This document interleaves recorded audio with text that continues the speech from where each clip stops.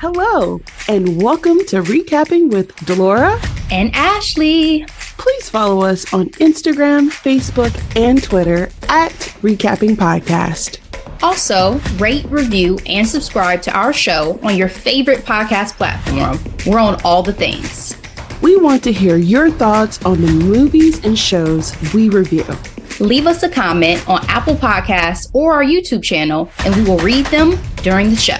Or reach out to us on social media. We love talking all things entertainment and pop culture with you. Thank you guys so much for listening. Thank you.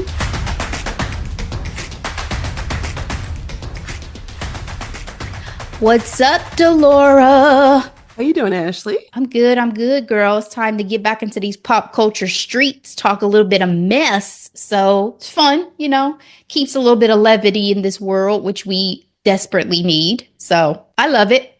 So true. How you feeling? It's only been 100 days. I'm like, these are the longest 100 days of my life. Yeah.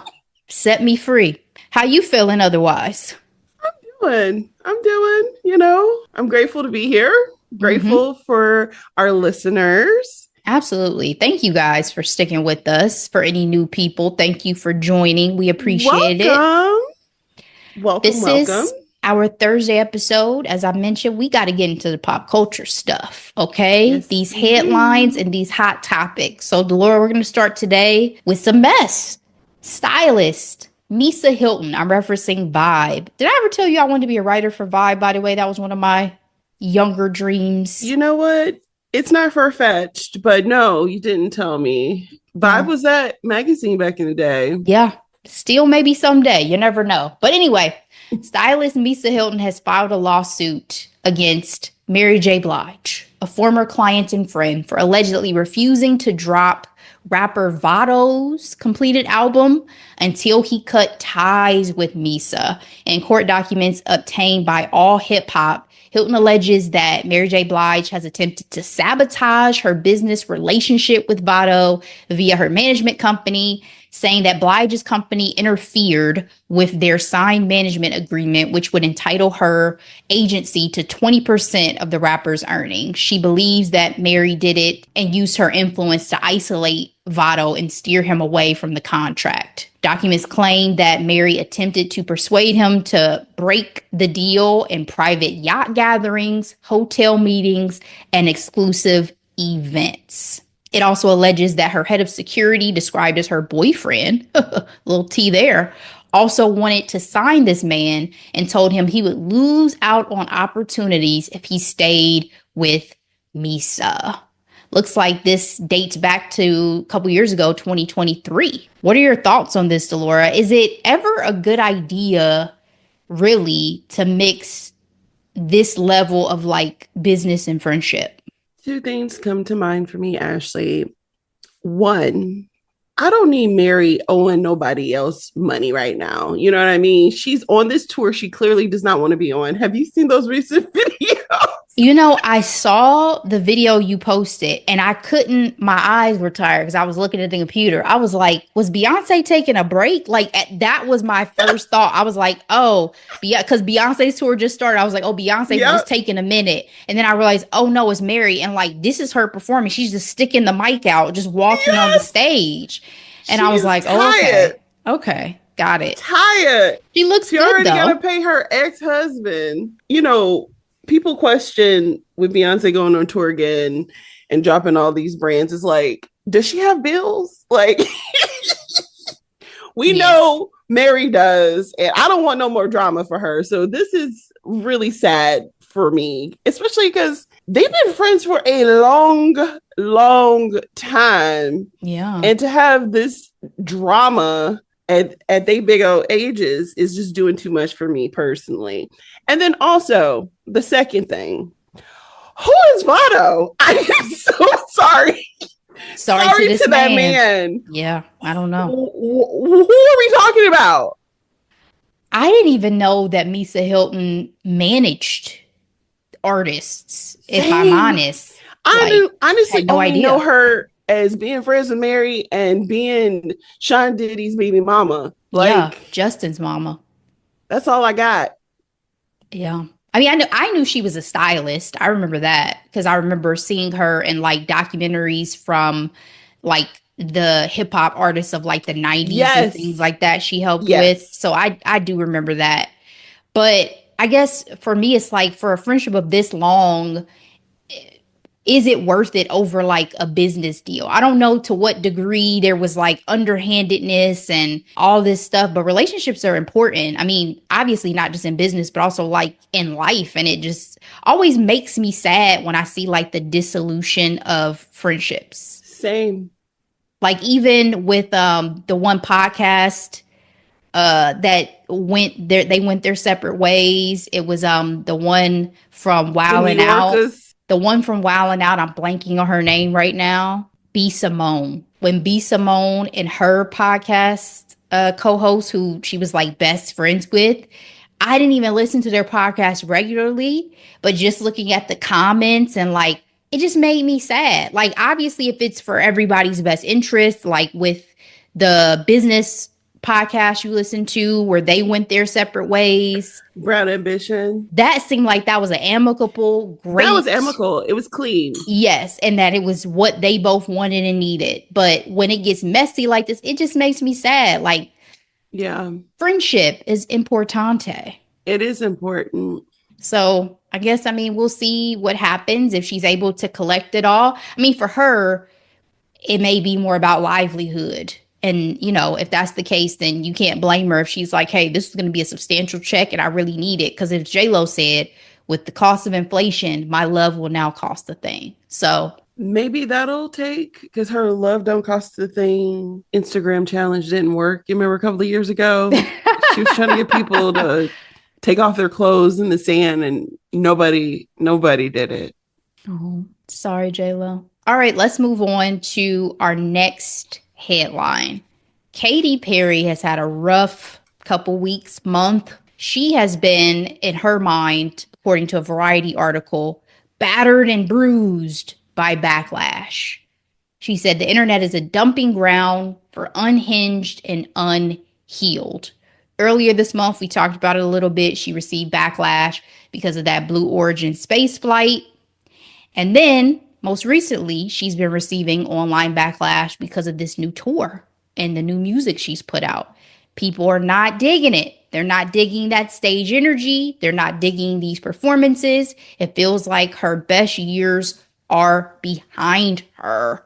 Delora, you sent me videos on this. I did. I was never a super big Katy Perry person. So y'all help me understand. Has she lost a step for real? Y'all let me know.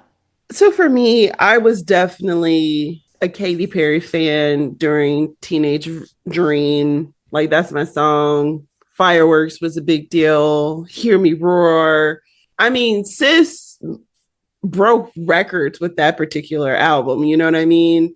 Breaking records that Michael previously had. So, oh wow, okay. She was on a high. She was riding that wave. I don't know when she crashed and burned, but like her trying to quote unquote come back, especially after leaving Idol, it's been rough and embarrassing to me at times because I sent you that video of her. I think that was day one of her new concert. I'm like, what are we doing? How did she fall off this bad? I think part of it honestly doesn't help that she continues to work with Dr. Luke after Kesha has made it blatantly clear that this man has a problem. And I don't think it's allegedly. I think she was her, you know. I think they settled, but I think there was some level of culpability or something that came out of that, if I'm remembering right. Yeah, it's pretty foggy for me too, but to be like, well, let's sorry for her, but let me go ahead and make this new album with him. It just wasn't a great look. And she hasn't been able to come back from that. And then the Blue Origin situations felt overindulgent and pointless considering the economic state of the world. It's like, we call that opportunity cost in business. Could that money have gone somewhere else? Like somewhere else more meaningful? Yes. the answer is yes to that. Yeah, I got nothing for you. Like, and then everybody was convinced that she was high.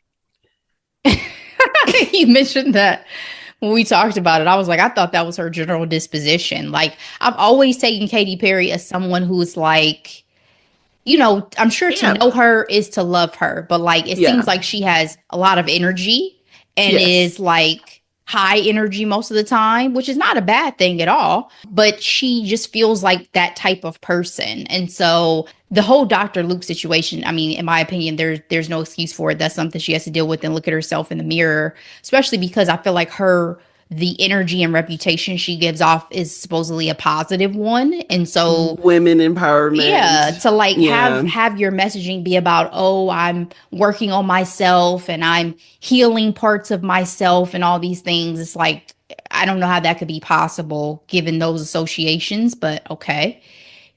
She basically said, I'm on a human journey playing the game of life with an audience of many, and sometimes I fall, but I get back up and go on and continue to play the game. And somehow through my battered and bruised adventure, I keep looking to the light.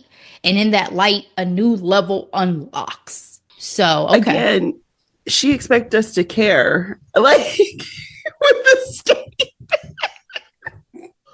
I mean, I never like to see like a full bullying situation for anybody. I've said that many times, unless you're like a Yes. monster of a human being, which we know now, like viscerally in this country. But for her, like I said, I've never been like a huge fan. So when I was seeing some of it, I'm like, is this not what people pay to see Taylor Swift for? I think that was even my response. Like, do we just expect more from Katy because she's given us more?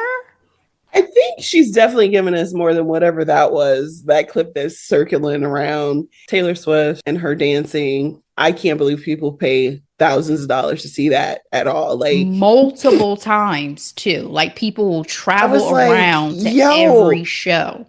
I have to admit, I have watched part of her Eras tour on Disney Plus because my daughter, the little girls at school are like, Taylor Swift, and I'm like, you know who she is? I'm like, girl, yes, I was a fan before all these girls were born. So, Not Amara saying, do you know who this woman is? That's like me back in the day when I used to do cheerleading competitions and I had no idea who Britney Spears was. And this one little girl was like, you don't know who Britney Spears is? And I was like, girl, no, I'm I'm black. black. Although I And then I absolutely got know into who my Britney pop era. Spears. But it was exposure, right? It was being around a certain culture Yeah, that yeah. is not my own that had me just like Twilight. I never would have gotten to the Twilight books if I hadn't been working around the people I was working with at the time. Just Oh, gonna I be was in it. honest. I was in Nah, it heavy. I would have never picked up them damn books. Renesmee and everything. Oh, not Renesmee. Oh, really quick, another rabbit hole. And so I saw this meme and it was so true when somebody was like, do you know who Blackpink is? And I'm like, you mean there you go. Look at Pittsburgh. Like we're talking about when Pink's first album. That's When what she was Blackpink is to when me. she was R&B hard. That song, there you go, is still a hit. I mean, that went platinum in my household. Okay, For sure. But they were referring to the K-pop girl group Blackpink, who has now disbanded into like solo albums and everything. So That's hilarious. We'll end this Katy Perry moment with the defense of Variety chief correspondent Daniel Daddario, who wrote in a column that becoming a laughingstock has only proven her star power. She is owed consideration not just for her past achievements, but for the painful fact that she compels as much in failure as she previously did in success. On a wrong-headed space flight or crying on stage while singing a 15-year-old song, Perry still holds our gaze. That may not be artistry exactly, but it's what makes a star. first of all, If that's not that the was a most nice, read. nasty Yes, column, the shade. He said crying on stage over a 15-year-old. he basically said, as long as you famous, it's whatever. right? Oh, No, all publicity is good publicity is basically what he exactly. just said. Exactly. Wow. Yeah. Wow. Anyway, let's move on. Elizabeth Hurley has a new boo. And it is, case surprise, surprise, Miley Cyrus's daddy, Billy Ray Cyrus. I remember when I first saw the headline, I was like, in what world do they meet? Like, in my mind, Elizabeth Hurley is in England at all times, doing her Posh, thing, dating aristocrats dating businessmen or Hugh Jackman, or not Hugh Jackman, actors. Hugh Grant, not Hugh Yes. Jackman, even though Hugh Jackman, could be Hugh Grant, and living her life. So I was like, what? How did they meet? Apparently, they were in a film together Yes, they were with and they Kelsey became Grammer. friends. But they weren't, it wasn't a couple situation until Billy Ray said he was going through some things. And she reached out to him and was like, yo, I've seen you've been going through some Divorcing stuff, his third wife. girl. And feuding with the family. Like the Cyruses, I don't know where these Drama. kids stand. First of all, I can't believe they crumble so hard though. Wait. His last wife, wasn't she the same age as like Miley? I don't Her know. name is called Fire Rose. It seems like he's been seeking solace and companionship for whatever mess is going on within the family, right? Because him and Tish, the mama Cyrus, they were back and Yes, forth for a long time. they were. Filed, did move, like they were Ray J and Princess Love for a little bit, if we honest. Okay. And so Elizabeth reached out and said, yo, I heard you going through some things. Just know you have a friend in your corner. And apparently that was all they needed to light that fire. Allegedly, Elton John, one of her best friends, is confused and bewildered by So this is the coupling. rest of the freaking world. Like, are we in the upside down? And I don't know if I care that much to have an opinion. It just doesn't make any sense. If y'all like it, I love it. Like her son has approved of this. They're taking pics, whether it's a fling or it's something long lasting. Like Elizabeth, if you marry this man, just get a prenup. I don't know where his finances are these days. I don't know what's going on within the family. Keep it tight. That's Her really baby father is the freaking billionaire. exactly. So like That's what I'm saying. I thought she was out here dating, business people. I think at this rate though, she's like, isn't she almost 60? She's pretty much like, 59. I've done the love thing, I've done the money thing. So is this her Birdman? We were just talking about Tony Braxton and Birdman. Yes! Is this her Birdman? Yes. He tries to be nice. Yeah. Literally, her last two men were like billionaires. Like, this is it. They are bored. I think that's what it is. They are bored. They're semi-famous. They're trying to make fetch happen. And we're talking about it. I mean, sometimes opposites attract, but with his track record, I'm concerned. It's feeling like a fling. We'll see. She still looks great, though. Fantastic. Showing some little video of her in her bikini on page 6. She stays in a bikini. She looks great.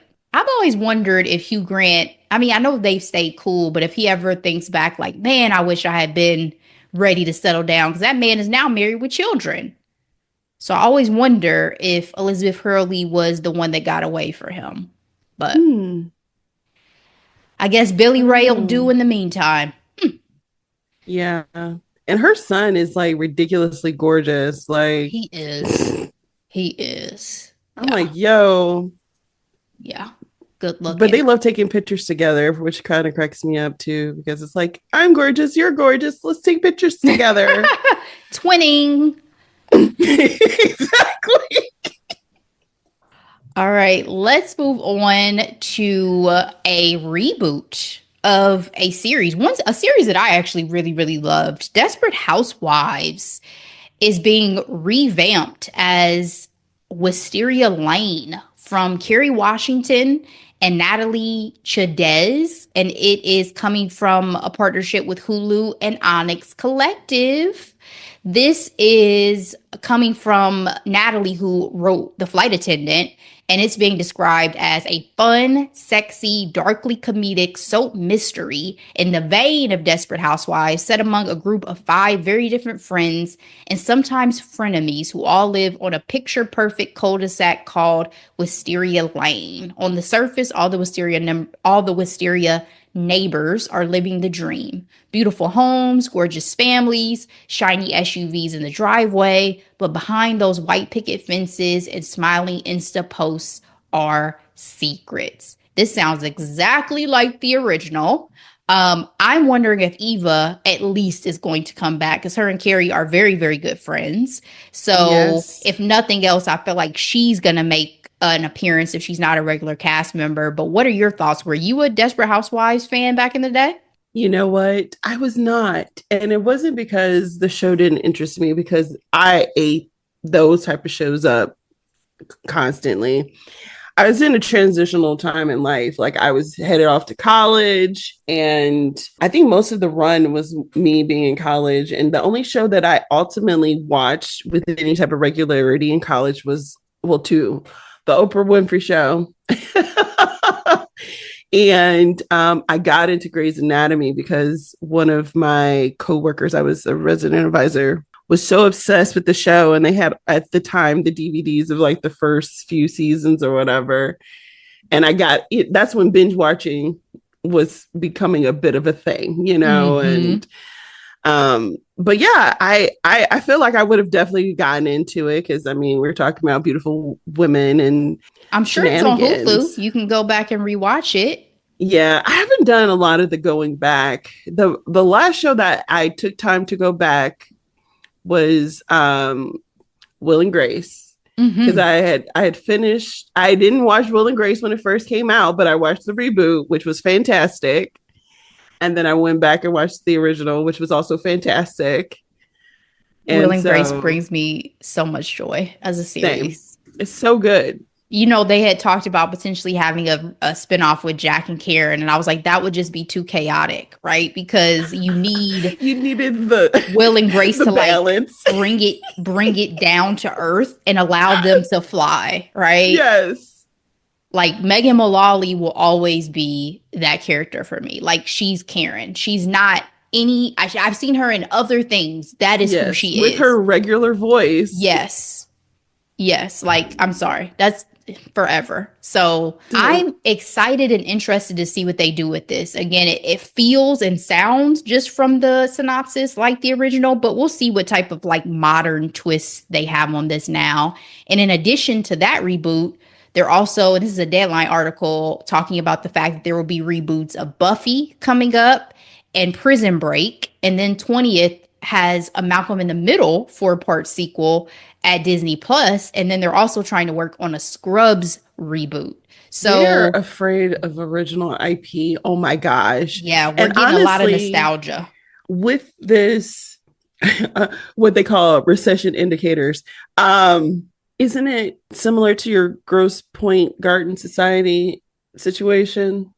In terms of, The Desperate Housewife? Like, I would say that falls in the vein of a Desperate Housewives situation. Yeah, I mean, it's more to me murder mystery than Desperate Housewives necessarily was, but for sure, with the we're in the upper echelons of society. We have this yeah. group of, people coming together and trying to figure stuff out about each other's lives. Yeah, there's a lot of that. And for the kids at home, Desperate Housewives help usher in the Real Housewives of blank, blank, blank, blank, blank. Indeed. Let's move on to our hot topics this week. We have two. The first one, Rock and Roll Hall of Fame 2025 inductees have been named. In the list, we have Cyndi Lauper, Bad Company, Chubby Checker, Joe Cocker, Outcast, Soundgarden, and the White Stripes. We also have just recognition being given to Salt and Pepper and Warren Zevon, who will be recognized with the Musical Influence Award. And then we have Tom Brown, Nikki Hopkins, and Carol Kay, who will be honored for musical excellence. I feel like us and our audience probably care about 3 of these people, right? Salt-N-Pepa. Absolutely. Outkast. I freaking lost my mind when I saw Outkast. I was like, absolutely. Baby Cyndi Lauper. Yes, because girls just want to have fun, iconic. Yes. Outkast, like, hell yeah. I'm also excited for White Stripes. Again, sometimes you look up and you'll be like, am I that old now? I refuse to call myself old. Was that Jack something? Yes, Jack White. Okay. And his sister. Listen, I be knowing a little something sometimes in the rock category from my era anyway. Yes. I think I'm out of it now.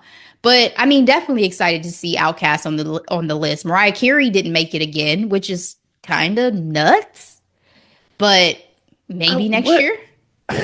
What are they waiting for? Like, I mean, maybe they don't see her as traditional like rock and roll, but at this point, I just feel like it's legendary musicians, right? Like the criteria is you must have released your first commercial recording 25 years before the year of nomination. And she obviously easily checks that off, and she's a musical icon. So I don't know what else she has to do. I don't think she's going to Dolly Parton it and release a rock album.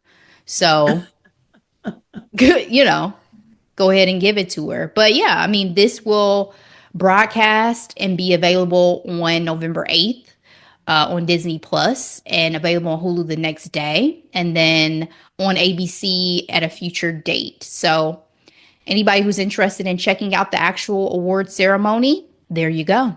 Our final hot topic, Beyonce.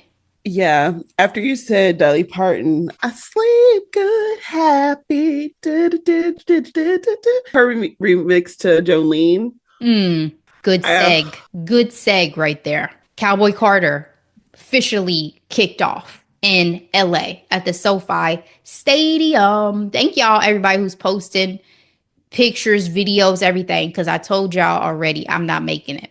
I'm not making it for this tour. You're not going to be convinced to go? No, I got to sit this one out, kids. It's been 3 tours that I've made it to.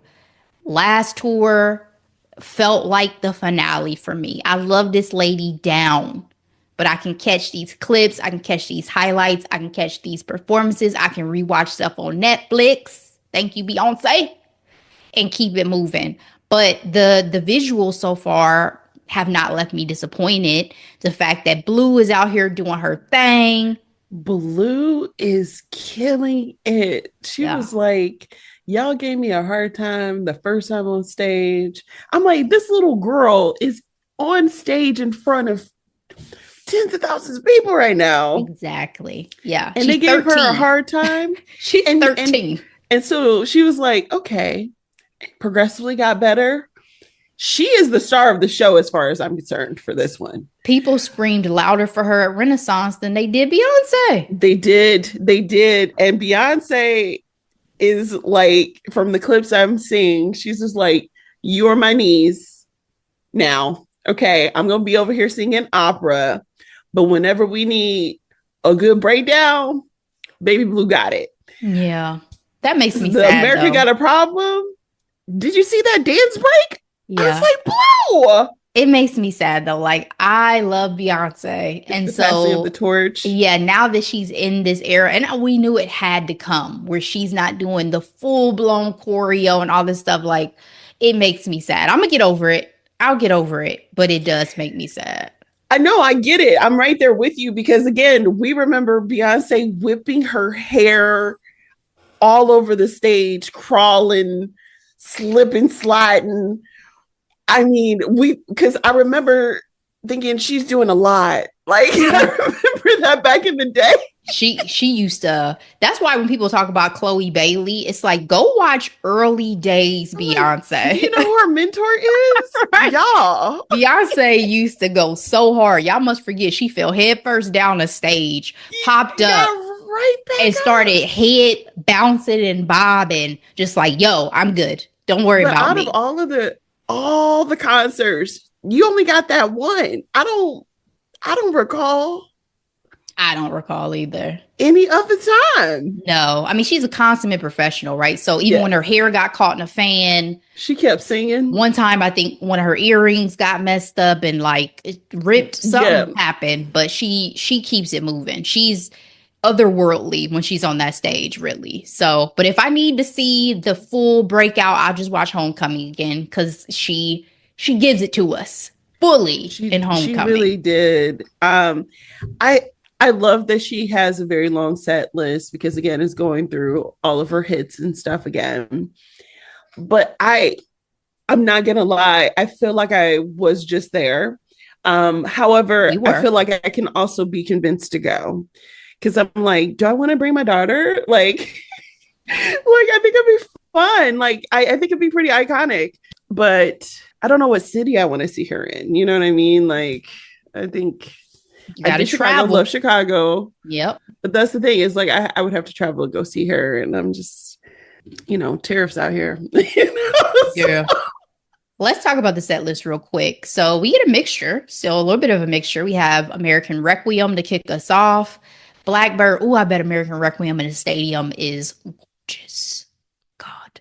Blackbird, The Star Spangled Banner, Freedom, Lemonade, Yaya, America. Yes. America Has a Problem, Renaissance, Spaghetti, Formation from Lemonade, My House from Renaissance, Diva from I Am Sasha Fierce, Alligator Tears, Just for Fun, Protector, which I am loving, especially with the moment with Rumi and her getting to come She out on was so stage. excited. Oh my And Blue gosh. is typical first daughter behavior. Like, we gonna hit our The show must go on. This is cute. we gonna hit our marks. She Okay, said, I know y'all you having a ahead, good time, Rumi. go ahead and get back in line because mom's And having a Beyonce moment. probably up there getting emotional. And Yeah. Like you don't ever see Beyonce like break, right? So for her to like put the mic down and like I'm gonna embrace my child in this moment. This yes. moment she's so excited for. It was beautiful. Flamenco, Desert Eagle, River Dance, Two Hands to Heaven, Sweet Honey Buckin, Jolene, Daddy Lessons. Knew we got to throw that in there from Lemonade. Oh, love that. Bodyguard, Two Most Wanted, Cuff It, Renaissance, Tyrant, Thick from Renaissance, my fave, Levi's Jeans, baby, Daughter, I'm That Girl from Renaissance, Cozy from Renaissance, Alien Superstar from Renaissance. We're getting quite a few. Texas Hold'em, Yep. Crazy in Love from Dangerously in Love, Heated from Renaissance, Before I Let You Go, 16 She's Carriages. doing a southern twang to these songs too. Because Okay. Heat is my song, but they did like a little, they made a country. And then she raps But with I Amen. which makes a lot of sense. Those clips of her singing, what's the song that she did with the opera? It was gorgeous. It was one of my favorite songs. Daughter. She's saying daughter, operatic. That live I would absolutely love to see that live. And then her singing Jolene in that horseshoe flying around the stadium. I love that red outfit too, but I was outdone when I saw her doing the bull riding to Tyrant. I was like, yes, sis. I was like, she brought out the bull. She did it. She got to put on a full show no matter what. Well, I've seen some celebs and stars. Obviously, it's LA, Oprah, Cheryl Lee Ralph, some other folks talking. Lizzo getting emotional on video after seeing it. Gabrielle Union. Gabby. Who else? Ryan Destiny was right behind her. I think Victoria Monet talked about taking her little Yes. girl to Yep. see her. So, I mean, Queen Bee continues to do her thing and bring people Vanessa out. was there And too. Vanessa Bryant. oh, nice. So, yeah, I expect nothing less. And as the tour continues to go on, I'm excited to see what additional wardrobe changes there are, additional sets there are. And, just her being a consummate professional. So for all of you who get to go see it and experience the energy in person, especially if this is your first Beyonce concert, which I know my friend Teresa, friend of the pod, she tried to Yes. get tickets. Hopefully she got them. This is going to be her first Beyonce How experience. exciting. Girl, live it up, enjoy. Okay? Ain't nothing like a Beyonce concert. It's worth the money. It absolutely is. These days, I don't know if I feel anything is worth money, but okay. Even cards, the inflation on cards. I bought a card this week. It was $10.